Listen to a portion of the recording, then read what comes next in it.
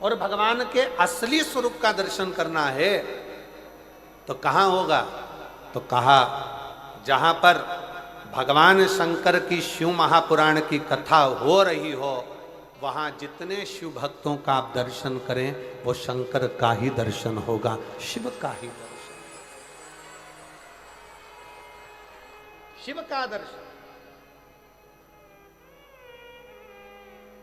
शिव महापुराण की विद्येश्वर संहिता में, शिव महापुराण के महत्तम में लिखा, वेद व्यास जी ने लिखा, श्री शिवाय नमस्तुभ्यम बोलने वाला, शंकर भगवान की शिव महापुराण की कथा सुनकर जाने वाला, जिस ओर से निकल कर जाता है उसके शरीर से छूकर जो हवा जाती है, और अगर उस रोड पर, उस गांव में, उस रास्ते में कोई अधोगति में मर गया, एक्सीडेंट में मर गया, कोई अचानक बीमारियों से मर गया, बहुत आस और विश्वास था उसको, जीने की तमन्ना थी, अचानक मर गया, अगर कोई शिव पुराण सुनकर जा रहा होता है, उसके शरीर से लगकर कोई हवा भी चलकर जाती है तो वो जीवात्मा का कल्याण करते करते जाती है, उसको मुक्त करते करते जाती है, उसको मोक्ष करते करते जाती है, उसकी मुक्ति करते करते जाती है।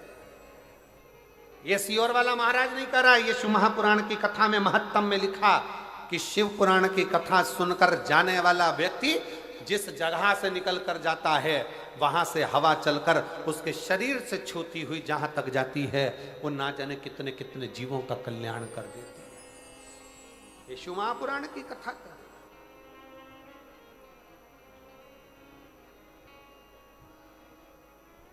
अब जरा विचार करिएगा, आप भगवान शंकर की इस पवित्र कथा को श्रवण कर कर अपने अपने गांव में जाओगे, कोई अंबिकापुर से आया, कोई जसपुर से आया, कोई कुनकुरी से आया, कोई मयाली से आया, कोई आसपास के गांवों से आया, कोई राजपुर से, कोई रायपुर से, जहाँ जहाँ लोग जहाँ जहाँ से आ सकते थे, कोई झारखंड से, कोई बिहार से, जहाँ जहाँ से आप लोग आए हो, कितना कितना भाव आपके शरीर से लगी हुई ये शिव महापुराण की तरंगें, आपके शरीर से छूही ये भगवान शंकर के शिव महापुराण की माटी अपने शरीर से लगकर जब अपने गांव तक जाएगी, कितना एक भाई का पत्र देखिए,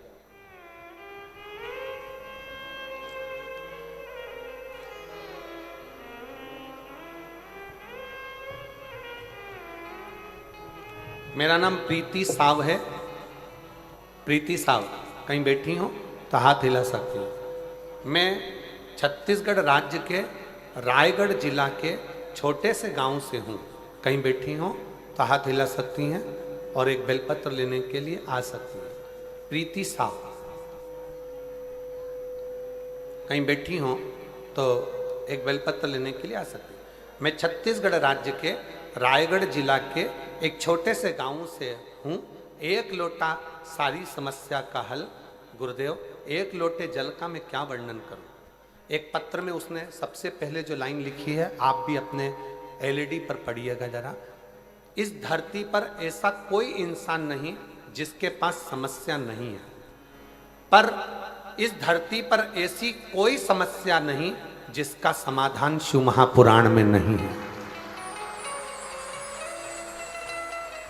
जिसका समाधान शिव महापुराण में नहीं है। मैं छत्तीसगढ़ के रायगढ़ जिले की एक छोटे से गांव से हूं गुरुदेव। हमारे यहाँ पर 500 600 फीट तक पानी नहीं है गुरुदेव। हमारे यहाँ भी एक बोर 600 फीट का लगा है, पर उसमें भी पानी बहुत कम कम सा आता। फिर एक और बोर कराया 500 फीट का, उसमें भी पानी थोड़ा थोड़ा सा आया। आखिरी में मेरी माँ पिता सब थक गए, विचार कर अब क्या करें क्या करें। तब आपकी कथा छत्तीसगढ़ के ही एक क्षेत्र में हो रही थी और बाबा से प्रार्थना करने हम उस छत्तीसगढ़ के ही क्षेत्र में पहुंच गए और बाबा की कथा सुनकर वहाँ की माटी को लेकर अपने घर आ गए। और हम फिर पुनः वापिस एक बोर कराए जहाँ हमने माटी का ढला रखा और बोरिंग की मशीन लगवाई, तो 170 फीट पर हमें भरपूर पानी प्राप्त हुआ। 170 फीट पर हमें पानी की प्राप्ति होगी। गुरुदेव,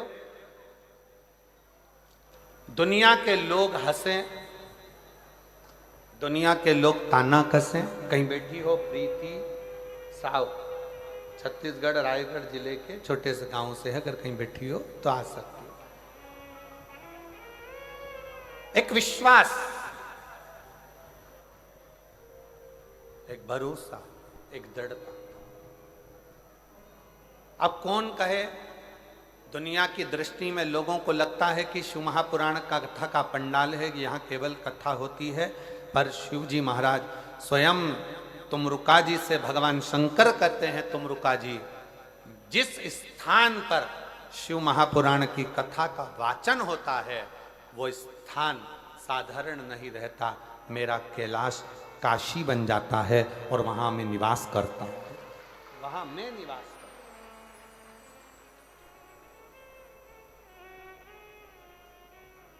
आप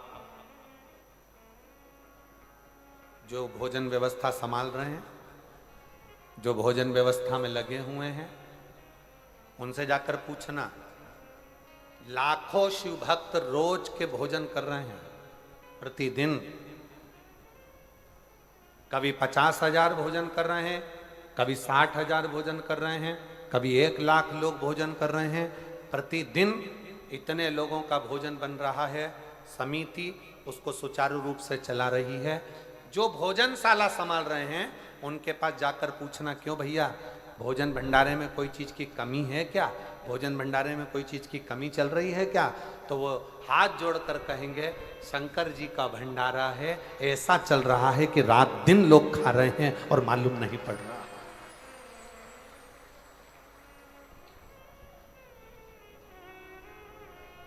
शिव महापुराण की कथा को मैं कौशल्या दीदी जी को बहुत धन्यवाद दूंगा, माननीय मुख्यमंत्री जी की धर्मपत्नी श्रीमती कौशल्या देवी सहाय जी को इस चीज के लिए धन्यवाद दूंगा कि इस शिव महापुराण की कथा का यजमान का कोई नाम कौशल्या दीदी आपने नहीं दिया। इस कथा का यजमान बनाया संपूर्ण क्षेत्रवासियों को, संपूर्ण सनातनियों को, संपूर्ण हिंदुओं को।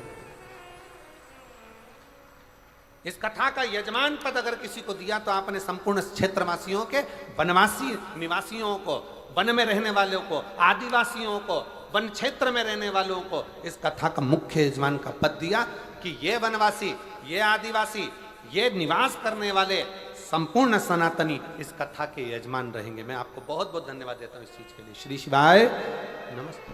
बहुत ये श्रेष्ठता है, ये सहजता है, होना चाहिए। प्रभु आपकी कृपा से सब काम हो रहा है, करते हो भोले बाबा